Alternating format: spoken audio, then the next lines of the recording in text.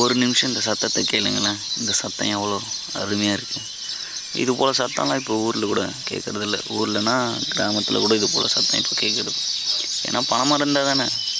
இருக்கிற பனை மரத்தையும் 50 100ன்னு விற்றுட்டு எல்லா பனை மரத்தையும் அழிச்சிட்டாங்க. விரல் விட்டு எண்ண முடியாத அளவுக்கு பனை மரம் இருந்துச்சு. ஆனால் இப்போ ஒரே ஒரு பனை மரம் தான் இருக்குது. பனை மரம் அதிகமாக இருந்தால் தானே இந்த குருவி இனங்கள்லாம் இருக்கும்.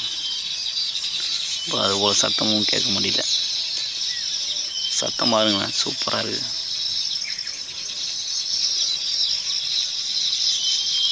அந்த சத்தமே ஒரு இசை தான். கழனிக்கு வயல்வெளிக்கு வந்தாலே அந்த சத்தம் இருக்குது பாருங்கள், சூப்பராக இருக்கும். வேறு லெவல்.